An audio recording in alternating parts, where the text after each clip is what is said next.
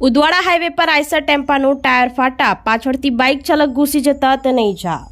પારડીના Udvada highway પર Eicher ટેમ્પાનું tyre ફાટતા પાછળ આવી રહેલ બાઇક ચાલક ટેમ્પામાં ઘૂસી જતા અકસ્માત સર્જાયો હતો, જેમાં બાઇક ચાલક યુવાને ઈજા પહોંચતા હોસ્પિટલમાં ખસેડવામાં આવ્યો હતો.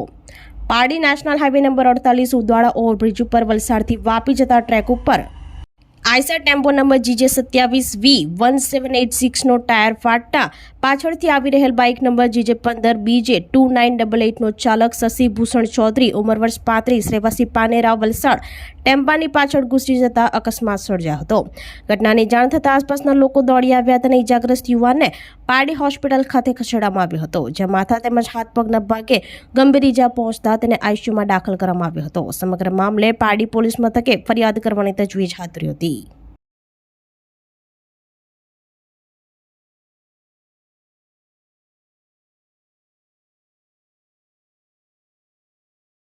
આપણી સંકલ્પ ન્યૂઝ ચેનલને સબસ્ક્રાઇબ અને લાઇક કરો, બેલ આઇકન દબાવો જેથી આવનાર ન્યૂઝ અપડેટ્સની નોટિફિકેશન આપના મોબાઈલ પર સૌથી પહેલા પહોંચે. Like, subscribe and share the video.